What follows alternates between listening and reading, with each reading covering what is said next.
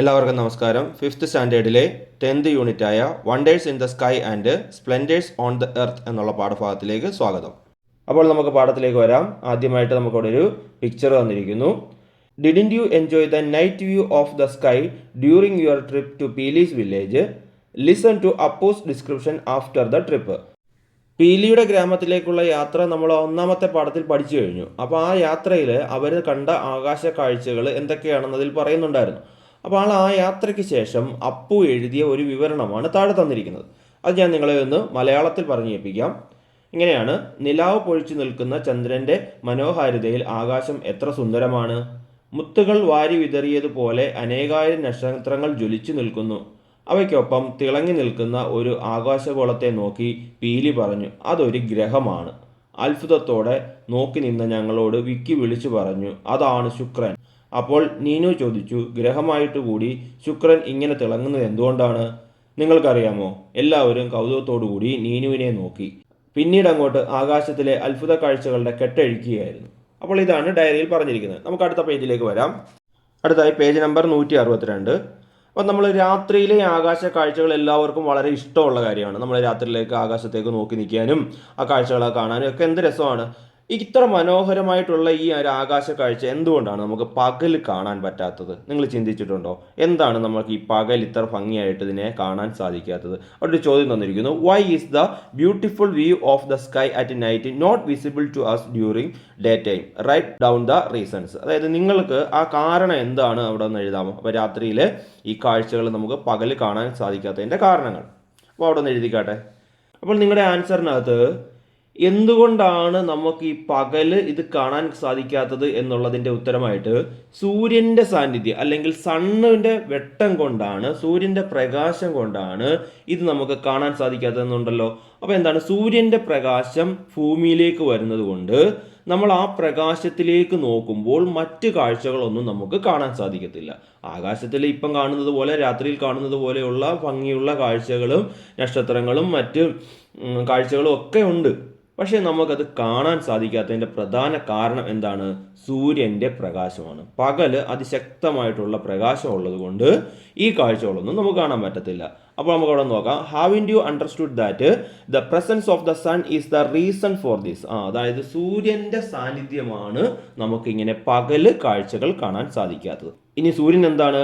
The sun is a star. Sun എന്ന് പറയുന്നത് എന്താണ്? ഒരു സ്റ്റാർ ആണ്. ഇത് നമ്മൾ നേരത്തെ പഠിച്ചിട്ടുള്ളതാണ്.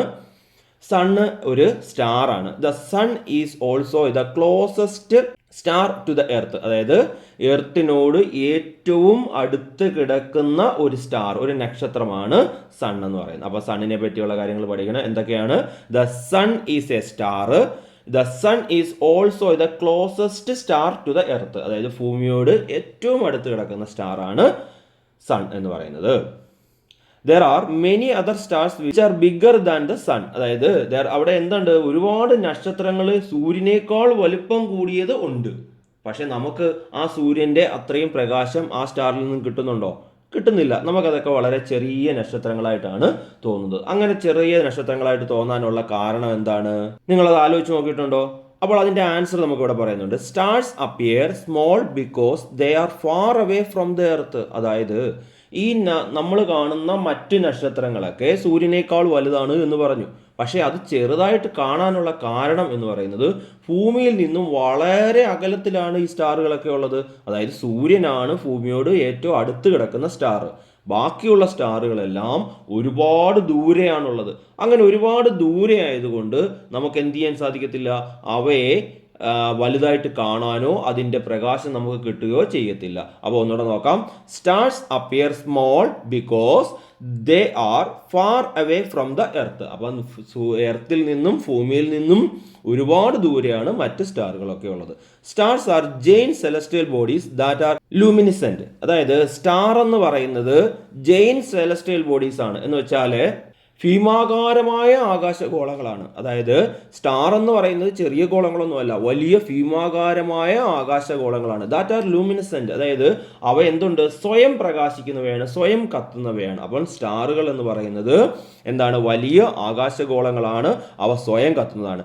ദേ emit large amount of heat and light. അതായത് ഇത് ഒരു വലിയ അളവിലുള്ള ഹീറ്റും ലൈറ്റും നമുക്ക് തരുന്നുണ്ട്, ചൂടും പ്രകാശവും നമുക്ക് തരുന്നുണ്ട്. അപ്പോൾ സ്റ്റാർ എന്താണെന്ന് നോക്കട്ടെ. Stars are giant celestial bodies that are luminescent. Star എന്ന് പറയുന്നത് വലിയ ആകാശഗോളങ്ങളാണ്, അവ പ്രകാശിക്കുന്നവയാണ്.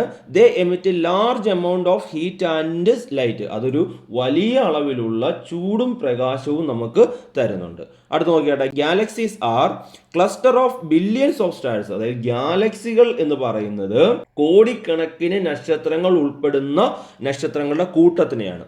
അപ്പോൾ ഗാലക്സി എന്താണെന്ന് പഠിക്കണം. Galaxies are cluster of billions of stars. അതായത് ഗാലക്സി എന്ന് പറയുന്നത് cluster of billions of stars ആണ്. അതായത് കോടിക്കണക്കിന് നക്ഷത്രങ്ങളുടെ കൂട്ടത്തിനെയാണ് എന്ത് പറയുന്നത്, ഗാലക്സി എന്ന് പറയുന്നത്. അപ്പോൾ നമ്മളിവിടെ 3 കാര്യങ്ങളാണ് പഠിച്ചത്. എന്തൊക്കെയാണ്?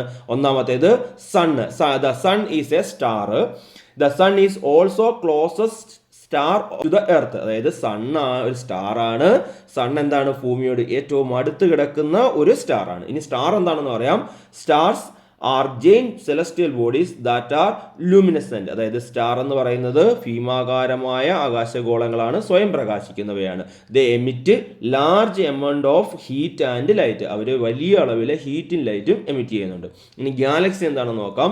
Galaxies are cluster of billions of stars. അതായത് സ്റ്റാറുകളുടെ കൂട്ടം, കോടിക്കണക്കിന് സ്റ്റാറുകളുടെ കൂട്ടം, അതിനെയാണ് എന്ത് പറയുന്നത്, ഗാലക്സി എന്ന് പറയുന്നത്. അടുത്തതായിട്ട് ഒരു എക്സ്റ്റെൻഡഡ് റീഡിംഗ് ആണ്. Why do stars twinkle? അതായത് നമ്മൾ നക്ഷത്രങ്ങൾ മിന്നുന്നത് പോലെ നമുക്ക് തോന്നും. അതെന്താണ് അങ്ങനെ സംഭവിക്കുന്നതെന്നാണ് ചോദിച്ചിരിക്കുന്നത്. അതെന്താണെന്ന് ഞാൻ വായിക്കുന്നില്ല, അതെന്താണെന്ന് പറഞ്ഞുതരാം. അതായത് നക്ഷത്രങ്ങളിൽ നിന്നും പ്രകാശം ഇങ്ങനെ നേരെയാണ് പ്രകാശം വരുന്നത്. പക്ഷേ ഇത് നമുക്ക് മിന്നുന്നത് പോലെ അല്ലെങ്കിൽ തിളങ്ങുന്നത് പോലെ തോന്നാനുള്ള കാരണം എന്ന് പറയുന്നത്, ഇതിങ്ങനെ ഒരുപാട് ദൂരെയാണ് നിൽക്കുന്നത്. ആ ഒരുപാട് ദൂരെ നിന്നും ഭൂമിയിലേക്ക് വരുമ്പോഴേ അത് ഈ അന്തരീക്ഷത്തിൽ കൂടിയാണ് വരുന്നത്, വായുവിൽ കൂടിയാണ് ഇങ്ങനെ വരുന്നത്. ആ വായുവിൽ കൂടി ഇത്രയും ദൂരം സഞ്ചരിക്കുമ്പോൾ അതിനെന്ത് പറ്റും, അതിൻ്റെ ഈ ഡയറക്ഷൻസ് ഒക്കെ മാറും, ദിശകളൊക്കെ അങ്ങോട്ടും ഇങ്ങോട്ടും മാറാൻ സാധ്യതയുണ്ട്. അങ്ങനെ മാറുന്നത് കൊണ്ടാണ് ഇത് ഭൂമിയിൽ നിന്ന് നോക്കുമ്പോൾ നമുക്ക് തിളങ്ങുന്നതായിട്ട് തോന്നുന്നത്. സത്യത്തിൽ ഇത് തിളങ്ങുന്നതല്ല, അത് മിന്നുന്നതല്ല. എന്ത് ചെയ്യുന്നതാണ്, ഈ ലൈറ്റ് ഇങ്ങനെ വായുവിൽ കൂടി, എയറിൽ കൂടി കടന്ന് അല്ലെങ്കിൽ അറ്റ്മോസ്ഫിയറിൽ കൂടി കടന്നു വരുമ്പോഴുണ്ടാകുന്ന അതിൻ്റെ ഡയറക്ഷനിൽ ഉണ്ടാകുന്ന മാറ്റം കൊണ്ടാണ് ഇങ്ങനെ സംഭവിക്കുന്നത്. അടുത്തായിട്ട് draw A picture showing the beauty of nature at the time of sunrise or sunset. അതായത് നമ്മുടെ സൂര്യൻ ഉദിച്ചു വരുന്നതോ സൂര്യൻ അസ്തമിക്കുന്നതായിട്ടുള്ള ഒരു പടം, അതൊന്ന് നിങ്ങൾ വരയ്ക്കാനാണ് ഇവിടെ പറഞ്ഞിരിക്കുന്നത്. അടുത്തായിട്ട് some celestial bodies revolve around the sun. Observe the picture of the sun and these celestial bodies. അതായത് ചില സെലസ്റ്റിയൽ ബോഡീസ്, അതായത് ചില ആകാശഗോളങ്ങൾ എന്ത് ചെയ്യുന്നുണ്ട്, സണ്ണിനെ ചുറ്റുന്നുണ്ട്, സൂര്യനെ ചുറ്റുന്നുണ്ട്. അപ്പം പിക്ചർ അവിടെ തന്നിരിക്കുന്നു, അത് ഏതൊക്കെയാണ് എന്നൊന്ന് നോക്കാനാണ് നിങ്ങളോട് പറഞ്ഞിരിക്കുന്നത്. അപ്പോൾ നമുക്ക് ആ 163 പിക്ചർ നോക്കാം. അവിടെ ഇമേജ് 1 നോക്കുക. അതിനകത്ത് നടുക്ക് സണ്ണുണ്ട്, അതിൻ്റെ താഴെയായിട്ട് Mercury, Venus, Earth, moon, Mars, asteroids, Jupiter, Saturn, comets, Uranus, Neptune, dwarf planets എന്നിവയൊക്കെയാണ് പിക്ചറിൽ കൊടുത്തിരിക്കുന്നത്. അപ്പോൾ നോക്കാം. Apart from the sun which are the other celestial bodies there in the picture. അതായത് ഈ സണ്ണിനെ കൂടാതെ ഇതിനകത്ത് എന്തൊക്കെ സെലസ്റ്റിയൽ ബോഡീസ് ആണ് ഉള്ളത് എന്ന് നോക്കാനാണ് പറഞ്ഞത്. അപ്പോൾ നമ്മൾ അതൊക്കെ എന്താണെന്ന് നോക്കി. In which celestial body among these do we inhabit. അതായത് ഇതിനകത്ത് നമ്മൾ താമസിക്കുന്നത് എവിടെയാണ്? ഇതിനകത്ത് സൂര്യനും മറ്റ് പ്ലാനറ്റ്സും ഒക്കെ ഉണ്ട്. അപ്പോൾ അതിനകത്ത് എവിടെയാണ് നമ്മൾ താമസിക്കുന്നത്? നമ്മൾ താമസിക്കുന്നത് എവിടെയാണ്? എർത്തിലാണ് നമ്മൾ താമസിക്കുന്നത്, അല്ലേ? The earth is A planet. Earth എന്ന് പറയുന്നത് എന്താണ്? ഒരു പ്ലാനറ്റ് ആണ്. What are planets? അപ്പം എങ്ങനെയാണ് പ്ലാനറ്റ്സ് എന്തൊക്കെയാണ്? അപ്പം നമുക്കത് നോക്കാം. Planets are celestial bodies that rotate themselves and revolve around the sun. അതായത് പ്ലാനറ്റ്സ് എന്ന് പറയുന്നത്, അതായത് മലയാളം ഗ്രഹങ്ങൾ എന്നാണ്. Planets are celestial bodies. Planets എന്ന് പറയുന്നത് ആകാശഗോളങ്ങളാണ്. ദാറ്റ് റൊട്ടേറ്റ്സ് ദംസെൽസ്, അവർ തനിയെ കറങ്ങുന്നുണ്ട്. And revolve around the sun, അതായത് സൂര്യന് ചുറ്റും കറങ്ങുന്നുണ്ട്. അപ്പോൾ 2 രീതിയിലുള്ള ചലനമാണ് അവർക്കുള്ളത്, മൂവ്മെൻ്റ് ആണ് അവർക്കുള്ളത്. അവർ തനിയെ കറങ്ങും, അതോടൊപ്പം അവർ സൂര്യന് ചുറ്റും കറങ്ങും. അപ്പോൾ ഒന്നുകൂടെ നോക്കാം. Planets are celestial bodies that revolves themselves and revolves around the sun. അടുത്ത് നോക്കാം. They cannot emit heat or light by themselves. അവരെന്ത് ചെയ്യത്തില്ല? ദേ കനോട്ട് എമിറ്റ് ഹീറ്റ്, അവർ തന്നെ എന്ത് ചെയ്യത്തില്ല? ചൂടിനെ പുറത്തേക്ക് വിടുന്നില്ല. അവർക്ക് മുമ്പ് നമ്മൾ സ്റ്റാറിൻ്റെ കാര്യം പറഞ്ഞതിൻ്റെ കൂട്ട് അവർ ഹീറ്റും ലൈറ്റും പ്രൊഡ്യൂസ് ചെയ്യുമെന്നാണ് പറഞ്ഞത്. സ്റ്റാർ ഇവിടെ പ്ലാനറ്റ്സ് അങ്ങനെയല്ല. They cannot emit heat or light. അവരെന്ത് ചെയ്യത്തില്ല, ഹീറ്റും ലൈറ്റും ഒന്നും എമിറ്റ് ചെയ്യുന്നില്ല തനിയെ. Planets get their heat and light from the sun. പ്ലാനറ്റ്സിന് ഹീറ്റും ലൈറ്റും ഒക്കെ കിട്ടുന്ന എവിടെ നിന്നാണ്? സണ്ണിൽ നിന്നാണ്. നമ്മുടെ എർത്ത് ഒരു പ്ലാനറ്റ് ആണ്. അപ്പം നമുക്കറിയാം നമ്മുടെ എർത്തിൽ നിന്ന് നമുക്ക് ചൂടില്ല, പക്ഷെ നമുക്ക് എവിടെ നിന്നാണ് ചൂടും പ്രകാശവും ഒക്കെ കിട്ടുന്നത്? സൂര്യനിൽ നിന്നാണ്. അപ്പം പ്ലാനറ്റ്സുകൾക്കെല്ലാം അങ്ങനെയാണ്. അപ്പോൾ എന്താണ് പ്ലാനറ്റ് എന്നൂടെ നോക്കാം. What are planets? ക്വസ്റ്റ്യൻ അതാണ്. Planets are the celestial bodies that rotate themselves and revolve around the sun. അതായത് പ്ലാനറ്റ്സുകൾ തനിയെ റൊട്ടേറ്റ് ചെയ്യുകയും സൂര്യന് ചുറ്റും കറങ്ങുകയും ചെയ്യുന്നുണ്ട്. They cannot emit heat or light by themselves. അവർ തനിയെ ഹീറ്റും ലൈറ്റും എമിറ്റ് ചെയ്യുന്നില്ല. Planets get their heat and light from the sun. അവർക്ക് പ്ലാനറ്റ്സിന് ഹീറ്റും ലൈറ്റും കിട്ടുന്നത് സണ്ണിൽ നിന്നാണ്, സൂര്യനിൽ നിന്നാണ്. Check out the list to find out which planets revolve around the sun and what are the characteristics of each of them. അതായത് നമുക്കൊരു താഴെ ഒരു ലിസ്റ്റ് തന്നിരിക്കുന്നു. അതിനകത്ത് പ്ലാനറ്റ്സിന്റെ പേരാണ് തന്നിരിക്കുന്നത്, അവരുടെ ഫീച്ചേഴ്സും നോക്കാനാണ് പറഞ്ഞിരിക്കുന്നത്. അപ്പോൾ എത്ര പ്ലാനറ്റ്സ് ഉണ്ടെന്ന് ആദ്യം നോക്കിയാട്ടെ. നമുക്ക് 8 പ്ലാനറ്റ്സുകളാണ് ഉള്ളത്. അപ്പോൾ ആ പേര് നമ്മൾ കൃത്യമായിട്ട് പഠിക്കണം, അത് ഓർഡറിൽ തന്നെ പഠിക്കണം. അപ്പോൾ പ്ലാനറ്റ്സുകൾ ഏതൊക്കെയാണെന്ന് നോക്കാം. ഞാൻ അത് പേര് മാത്രം പറയാം. Planets Mercury, Venus, Earth, Mars, Jupiter, Saturn, Uranus, Neptune. അപ്പോൾ ഇത്രയുമാണ്, ഈ 8 എണ്ണമാണ് നമ്മുടെ പ്ലാനറ്റ്സ്. അപ്പോൾ ഈ ഓർഡറിൽ തന്നെ പഠിക്കുക. ഇനി നമുക്ക് ഓരോ പ്ലാനറ്റ്സ് ആയിട്ട് നോക്കാം. ഒന്നാമത്തേത് മെർക്കുറി. അതിൻ്റെ പ്രത്യേകത അപ്പോൾ നമുക്ക് ആ മുകളിൽ കൊടുത്തിരിക്കുന്ന പിക്ചറിലേക്ക് നോക്കാം. മെർക്കുറിയുടെ സ്ഥാനം എവിടെയാണ് എന്ന്. മെർക്കുറിയുടെ സ്ഥാനം എവിടെയാണെന്ന് നിങ്ങൾ കണ്ടല്ലോ. മെർക്കുറിയുടെ സ്ഥാനം എന്ന് പറയുന്നത് സണ്ണിനോട് ഏറ്റവും അടുത്ത് കിടക്കുന്ന പ്ലാനറ്റ് ആണ്. അപ്പോൾ അതാണ് ഒന്നാമത്തെ പ്രത്യേകത. Closest to the sun. സണ്ണിനോട് ഏറ്റവും അടുത്ത് കിടക്കുന്ന പ്ലാനറ്റ് ആണ് എന്ത്? മെർക്കുറി. ആ പ്രത്യേകത നമ്മൾ പഠിക്കണം. Closest to the sun. ഇനി ഒരു അടുത്ത പ്രത്യേകത ഞാൻ പറയാം. ഇവിടെ പുസ്തകത്തിൽ തന്നിട്ടില്ല എങ്കിലും അടുത്ത പ്രത്യേകത പറയാം. സ്മോളസ്റ്റ് പ്ലാനറ്റ്, അതായത് ഈ കാണുന്ന പ്ലാനറ്റുകളിലെ 8 പ്ലാനറ്റുകളിലെയും ഏറ്റവും ചെറിയ പ്ലാനറ്റ് ആണ് മെർക്കുറി. അടുത്ത പ്രത്യേകത എന്ന് പറയുന്നത് നോ സാറ്റലൈറ്റ്. അതായത് ഇതിന് സാറ്റലൈറ്റ് ഇല്ല, അതായത് ഉപഗ്രഹങ്ങളില്ല. നമ്മുടെ എർത്തിന് സാറ്റലൈറ്റ് ഉണ്ട്, അത് മൂണാണ്, നമ്മൾ കാണാറുണ്ട്. അതുപോലെയുള്ള സാറ്റലൈറ്റ് ആർക്കില്ല? മെർക്കുറിക്കില്ല. അപ്പം മെർക്കുറിയുടെ 3 പ്രത്യേകത നോക്കാം. ഒന്നാമത്തേത് ക്ലോസസ്റ്റ് ടു ദ സണ്ണ്, രണ്ടാമത്തേത് സ്മോളസ്റ്റ് പ്ലാനറ്റ്, മൂന്നാമത്തേത് നോ സാറ്റലൈറ്റ്. രണ്ടാമത്തെ പ്ലാനറ്റ് വീനസ്. വീനസിന്റെ പ്രത്യേകത നോക്കാം. അതാണ്ട് വീനസ് അവിടെ നമുക്ക് രണ്ടാമതായിട്ട് ആ മുകളിലെ ചിത്രത്തിൽ കാണാൻ സാധിക്കും വീനസ്. അപ്പം known as morning star and evening star. അതായത് മോർണിംഗ് സ്റ്റാർ എന്നും ഈവനിങ് സ്റ്റാർ എന്നും അറിയപ്പെടുന്നത് ഈ വീനസിനെയാണ്. അടുത്ത പ്രത്യേകത എന്ന് പറയുന്നത് ഹോട്ടസ്റ്റ് പ്ലാനറ്റ് ആണ്. അതായത് കണ്ടോ, സൂര്യനിൽ നിന്ന് രണ്ടാമതാണ് കിടക്കുന്നത്. അപ്പം നമുക്കൊരു ധാരണ ഉണ്ടാവും, ഒന്നാമത് കിടക്കുന്ന പ്ലാനറ്റ് അല്ലേ ചൂട് കൂടേണ്ടത്, അപ്പം മെർക്കുറിക്കല്ലേ ചൂട് കൂടുതൽ വരേണ്ടതെന്നൊക്കെ ഉള്ള സംശയം ഉണ്ടാവും. പക്ഷേ ഏറ്റവും കൂടുതൽ ചൂട് അനുഭവപ്പെടുന്നത് വീനസിലാണ്. മെർക്കുറിക്ക് അത്രയും ചൂട് അനുഭവപ്പെടാത്തതെന്ന് പറഞ്ഞാൽ മെർക്കുറി ചെറിയ പ്ലാനറ്റ് ആയതുകൊണ്ടാണ്. വീനസ് വലിയ പ്ലാനറ്റ് ആയതുകൊണ്ട് അതിലേക്ക് കൂടുതൽ ചൂട് സൂര്യനിൽ നിന്നും കിട്ടുന്നുണ്ട്. അതുകൊണ്ടാണ് അതിന് കൂടുതൽ ചൂടായിട്ട് തോന്നുന്നത്. അപ്പോൾ എൻ്റെ അടുത്ത പോയിന്റ് എന്ന് പറയുന്നത് എന്താണ്? ഹോട്ടസ്റ്റ് പ്ലാനറ്റ് ആണ്, ഏറ്റവും ചൂട് കൂടിയ പ്ലാനറ്റ് ആണ്. അതുപോലെ തന്നെ ബ്രൈറ്റസ്റ്റ് പ്ലാനറ്റ് ആണ്, ഏറ്റവും തിളക്കമുള്ള, അതായത് നല്ലതുപോലെ തിളങ്ങുന്ന ഒരു പ്ലാനറ്റ് ആണ്. അതിൻ്റെയും കാരണം മുമ്പേ പറഞ്ഞത് തന്നെയാണ്. മെർക്കുറിയാണ് അടുത്ത് കിടക്കുന്നതെങ്കിലും രണ്ടാമത് കിടക്കുന്ന വീനസിനാണ് വീനസ് ആണ് ബ്രൈറ്റസ്റ്റ് പ്ലാനറ്റ്. അപ്പോൾ പോയിന്റുകൾ ഒന്നുകൂടെ നോക്കാം. Known as morning star and evening star. അടുത്ത പോയിന്റ് ഹോട്ടസ്റ്റ് പ്ലാനറ്റ്. അടുത്ത പോയിന്റ് ബ്രൈറ്റസ്റ്റ് പ്ലാനറ്റ്. അടുത്ത ഒരു പോയിന്റ് കൂടെ ഉണ്ട്. അപ്പോൾ ഇതാ only one planet that sun rises in the west. അതായത് ഈ പ്ലാനറ്റിലെ സൂര്യൻ ഉദിക്കുന്നത് വെസ്റ്റിലാണ്, പടിഞ്ഞാറാണ്. നമുക്കറിയാം സൂര്യൻ ഉദിക്കുന്നത് സാധാരണ എല്ലാ ഗ്രഹങ്ങളിലും എർത്തിലും ഒക്കെ എവിടെയാണ്? കിഴക്കാണ് സൂര്യൻ ഉദിക്കുന്നത്. പക്ഷേ ഈ ഒരൊറ്റ പ്ലാനറ്റിൽ മാത്രം എന്താണ് സൂര്യൻ ഉദിക്കുന്നതായിട്ട് കാണപ്പെടുന്നത് പടിഞ്ഞാറാണ്. പടിഞ്ഞാറ് നിന്നും കിഴക്കോട്ടാണ് സൂര്യൻ സഞ്ചരിക്കുന്നത്. അപ്പോൾ ഇതാ only one planet that sun rises in the west. അടുത്തതായിട്ട് മൂന്നാമതായിട്ട് എർത്ത്. അതായത് എർത്ത് എന്ന് പറഞ്ഞാൽ അറിയാം നമ്മുടെ ഭൂമിയാണ് എർത്ത് എന്ന് പറയുന്നത്. നമ്മുടെ എർത്തിനെ പറ്റിയുള്ള പ്രത്യേകത നോക്കാം. The only planet in which life exist, അതായത് ജീവൻ നിലനിൽക്കുന്ന ഏക പ്ലാനറ്റ് എന്ന് പറയുന്നത് എർത്താണ്. ഈ ഭൂമിയിൽ മാത്രമേ എന്തുള്ളൂ, ജീവനുള്ളൂ. ബാക്കി നമ്മൾ ഈ കാണുന്ന 8 ഗ്രഹങ്ങളിലെ 7 എണ്ണത്തിലും ജീവനില്ല. ഭൂമിയിൽ മാത്രമേ ഉള്ളൂ ജീവൻ നിലനിൽക്കുന്നത്. അപ്പോൾ ഇതാ only planet in which life exist, അതായത് ജീവൻ നിലനിൽക്കുന്ന ഒരേ ഒരു പ്ലാനറ്റ് എന്ന് പറയുന്നത് നമ്മുടെ എർത്താണ്. എർത്തിനെ പറ്റിയുള്ള അടുത്ത ഫീച്ചർ നോക്കാം, അടുത്ത പ്രത്യേകത നോക്കാം.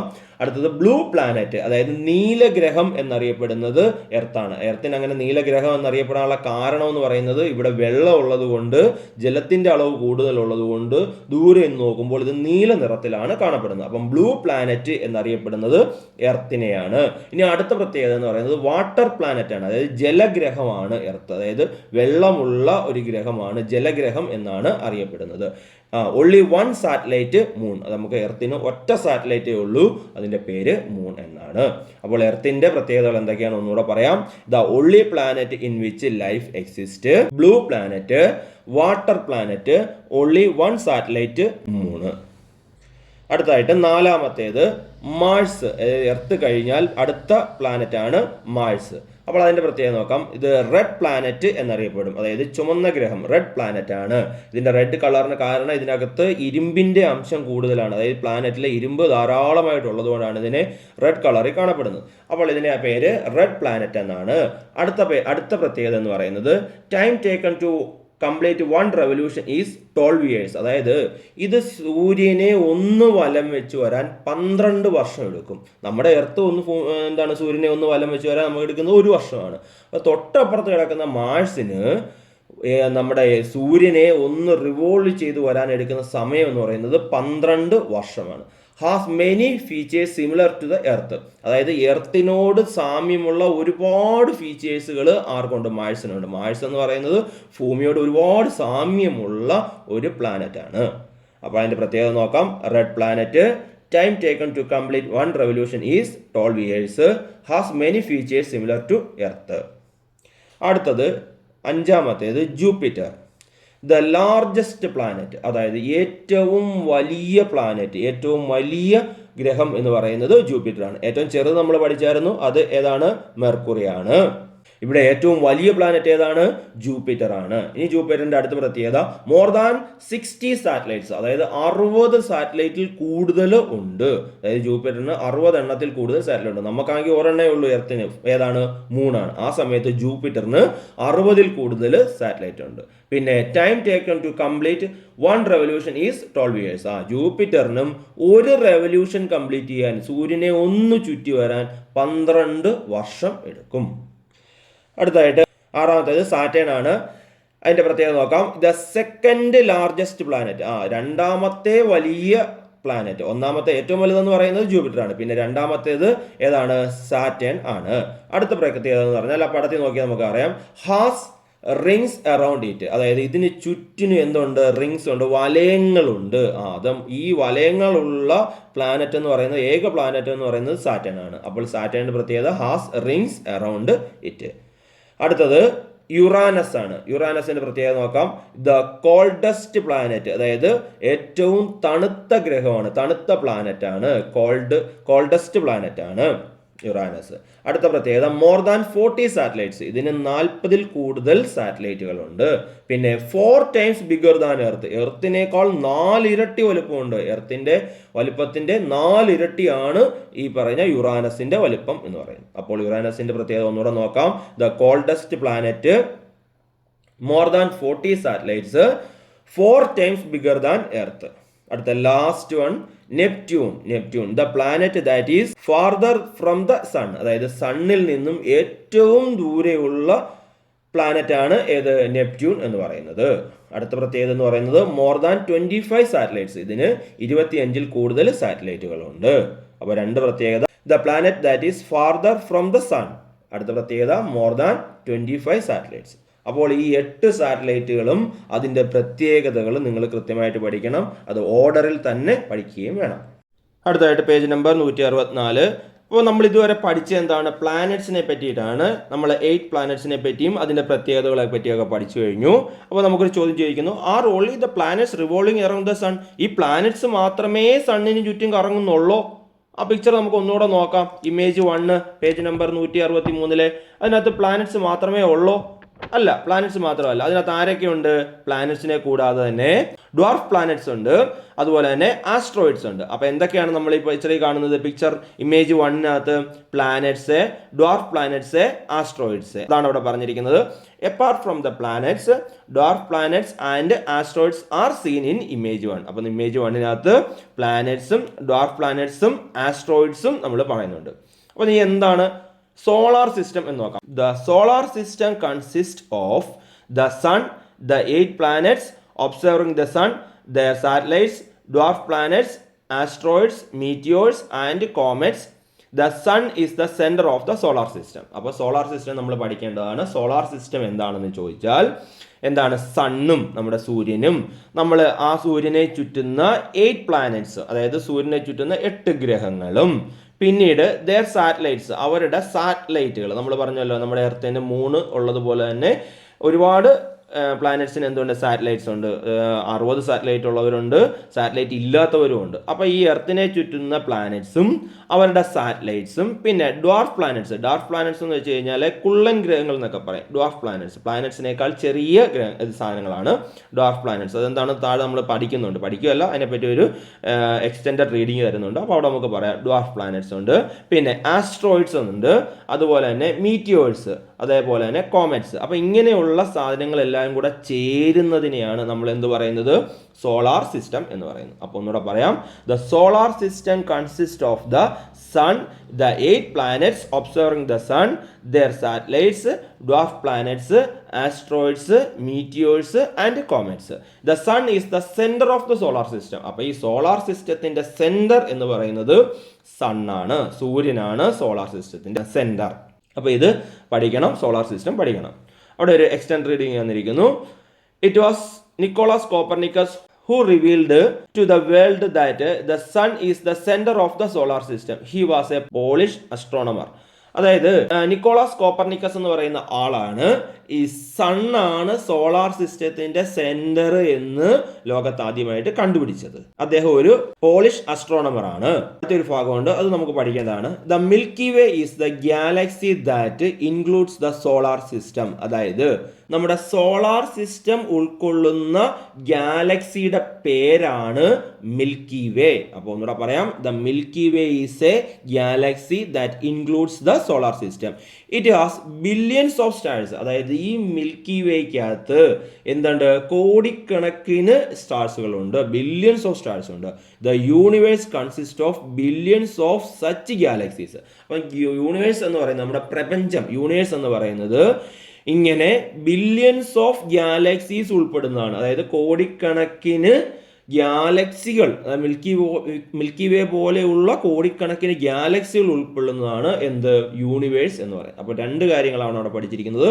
മിൽക്കി വേ എന്താണെന്നും ഗാലക്സി യൂണിവേഴ്സ് എന്താണെന്നുമാണ് പഠിക്കേണ്ടത്. അപ്പോൾ ഒന്നാമത് നോക്കാം. The Milky Way is A Galaxy that includes the solar system. Solar system ഉൾപ്പെടുന്ന ഗാലക്സിയുടെ പേരാണ് milky way. It has billions of stars. അതിനകത്ത് ബില്യൺസ് ഓഫ് കോടിക്കണക്കിന് സ്റ്റാറുകളുണ്ട്. അടുത്ത ചോദ്യം യൂണിവേഴ്സ് എന്താണെന്നാണ്. The universe consist of billions of such galaxies. ഇതുപോലെയുള്ള ഗാലക്സികൾ, കോടിക്കണക്കിന് ഗാലക്സികൾ ഉൾപ്പെടുന്നതാണ് യൂണിവേഴ്സ് എന്ന് പറയുന്നത്. അടുത്തായിട്ട് നമുക്ക് 4 എക്സ്റ്റെൻഡഡ് റീഡിങ് തന്നിട്ടുണ്ട്. അതെന്തൊക്കെയാണെന്ന് ഞാൻ പറഞ്ഞു തരാം, വായിക്കുന്നില്ല. ഒന്നാമത്തേത് കോമറ്റ്സ്. കോമറ്റ്സ് എന്ന് പറഞ്ഞാൽ നമുക്കറിയാം വാൽ നക്ഷത്രങ്ങൾ എന്നാണ് അറിയപ്പെടുന്നത്. ഈ നമ്മുടെ സോളാർ സിസ്റ്റത്തിലെ അപൂർവമായിട്ട് കണ്ടുവരുന്ന അല്ലെങ്കിൽ വിരുന്നുകാരാണ് ഈ വാൽ നക്ഷത്രങ്ങൾ എന്ന് പറയുന്നത്. ഇത് ഈ സോളാർ സിസ്റ്റത്തിലുള്ള പാറ, പൊടി, മഞ്ഞ് ഇവയൊക്കെ ചേർന്ന് എന്താണ് വാൽ നക്ഷത്രം ഉണ്ടാകുന്നത്. സൂര്യനോടടുക്കുമ്പോൾ ഈ വാല് അതായത് ഈ പൊടിയും ഭാഗങ്ങളും ഒക്കെ തിളങ്ങുന്നത് പോലെ നമുക്ക് തോന്നും. അതൊരു വാല് പോലെ നമുക്ക് തോന്നും. അതാണ് കോമറ്റ്സ് എന്ന് പറയുന്നത്. അപ്പോൾ അതിൻ്റെ പേര് വാൽ നക്ഷത്രം എന്നാണ്. അടുത്തത് ആസ്ട്രോയിഡ്സ് ആണ്. ആസ്ട്രോയിഡ്സ് എന്ന് പറയുന്നത് അതിൻ്റെ മലയാളം ക്ഷുദ്രഗ്രഹം എന്നാണ്. ഇത് കാണപ്പെടുന്നത് അതാണെന്ന് പറയാം. Asteroids are small planets like chunks of rocks found between Mars and Jupiter. അതായത് മാഴ്സിനും ജൂപ്പിറ്ററിനും ഇടയിൽ കാണുന്ന ഈ ചെറിയ ഗ്രഹങ്ങളെയാണ് എന്ത് പറയുന്നത്, അല്ലെങ്കിൽ ഇത് എന്താണ് പാറകളുടെ കൂട്ടമാണ്, അല്ലെങ്കിൽ ചെറിയ ഗ്രഹങ്ങളാണ്, ശിലാകഷ്ണങ്ങൾ എന്നൊക്കെ പറയും കേട്ടോ. അതിനെയാണ് എന്ത് പറയുന്നത്? ആസ്ട്രോയിഡ്സ് എന്ന് പറയും. ഇത് എന്താണ് പ്ലാനറ്റ്സ് അല്ല, പ്ലാനറ്റ്സിനേക്കാളൊക്കെ വളരെ ചെറുതായിരിക്കും, പാറകളുടെ കൂട്ടം പോലെ കാണപ്പെടും. അടുത്തതായിട്ട് ഡ്വാർഫ് പ്ലാനറ്റ്സ്. ഡ്വാർഫ് പ്ലാനറ്റ്സ് എന്ന് വെച്ചാൽ കുള്ളൻ ഗ്രഹങ്ങൾ എന്ന് പറയും, ചെറിയ ഗ്രഹങ്ങൾ. Dwarf planets are smaller and spherical objects in the solar system that orbit around the sun. അതായത് ഇത് സൂര്യന് ചുറ്റിനും കറങ്ങുന്നുണ്ട്. സൂര്യന് ചുറ്റിനും കറങ്ങുന്ന ഗ്രഹങ്ങളെക്കാൾ ചെറിയ ഗോളാകൃതിയിലുള്ള, അതായത് ഗ്രഹങ്ങളെ പോലെ തന്നെ എന്താണ് ഗോളാകൃതിയിലാണ് കാണപ്പെടുന്നത്. ഇത് സൂര്യനെ ചുറ്റുമൊക്കെ ചെയ്യുന്നുണ്ട്. അപ്പോൾ ഇതിനെ പറയുന്നത് ഡ്വാർഫ് പ്ലാനറ്റ്സ് എന്നാണ്. അടുത്തത് പേജ് നമ്പർ 165 ഒരെണ്ണം കൂടെ പറയുന്നുണ്ട്, മീറ്റിയോഴ്സ് ആണ്. മീറ്റിയോഴ്സിൻ്റെ മലയാളം പറഞ്ഞാൽ നിങ്ങൾക്ക് അറിയും, ഉൽക്കകൾ എന്നാണ് പറയുന്നത്. ഇതിനെ നമ്മൾ കൊള്ളിമീൻ എന്നും പറയാറുണ്ട്, കൊള്ളിമീൻ. അതായത് ഇതിൻ്റെ ഈ ഉൽക്കകൾ എന്ന് പറയുന്നത് നമ്മൾ മുമ്പേ പറഞ്ഞ ആസ്ട്രോയിഡ്സിൽ നിന്നുമൊക്കെ ഭൂമിയിലേക്ക്, ആസ്ട്രോയിഡ്സ് ഞാൻ പറഞ്ഞല്ലോ പാറകളൊക്കെയാണെന്ന്, പാറകളും പൊടിയൊക്കെ, ഈ പാറകളൊക്കെ ഈ ഭൂമിയിലേക്ക് കയറി വരും, നമ്മുടെ എർത്തിലേക്ക് കയറി വരും. അതിങ്ങനെ ഭൂമിയുടെ എർത്തിലേക്ക് കയറി വരുമ്പോൾ ഭയങ്കര സ്പീഡിലാണ് എർത്തിലേക്ക് ഇടിക്കാനായിട്ട് വരുന്നതാണ്. ഇങ്ങനെ വരുമ്പോഴേ ഇത് പെട്ടെന്ന് കത്തിപ്പോവും. അതായത് ഇതിൻ്റെ നമ്മുടെ അറ്റ്മോസ്ഫിയറിലേക്ക് കയറുമ്പോഴാണ് ഇതിൻ്റെ ഫ്രിക്ഷൻ ഉണ്ടായിട്ടാണ് ഇത് കത്തുന്നത്.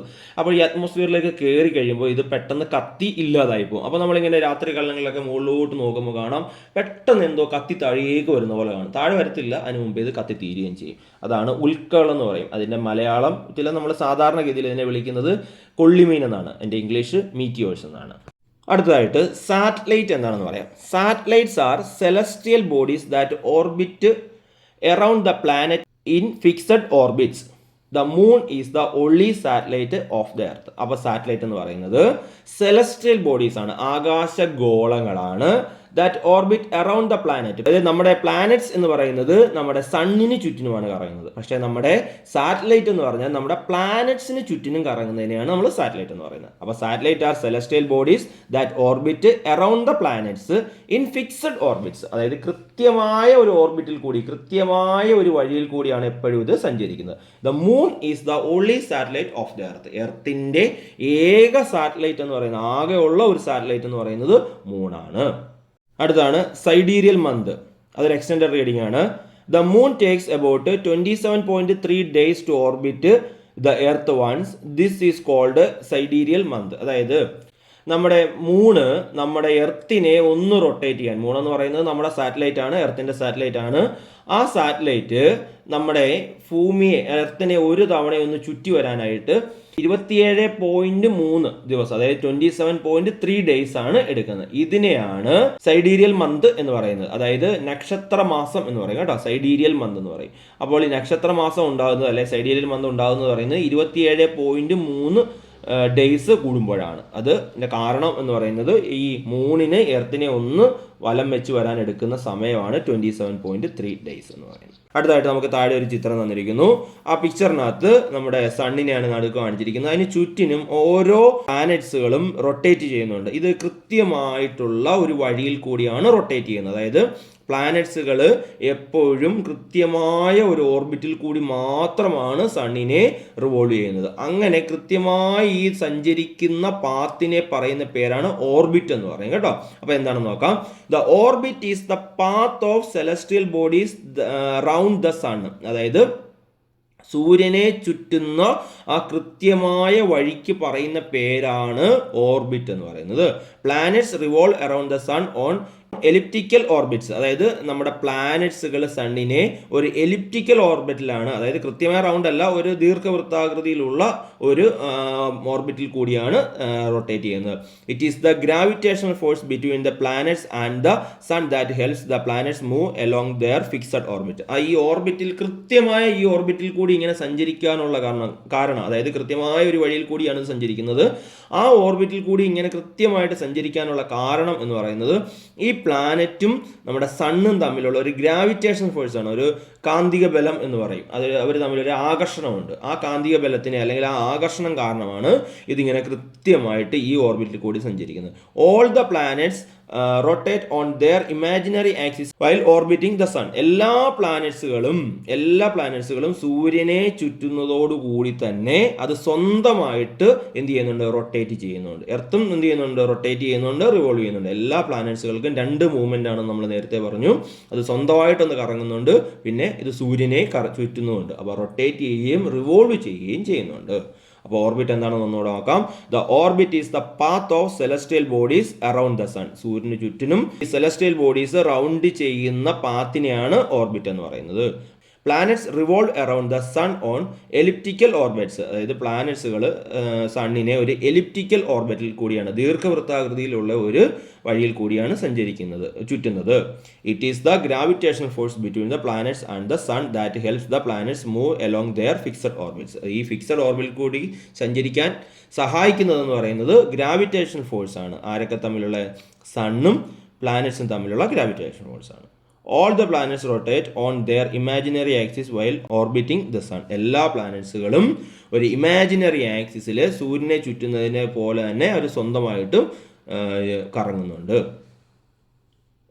അവിടെ ഒരു റോൾ പ്ലേ പറഞ്ഞിരിക്കുന്നു. Role play the solar system with the help of your friends.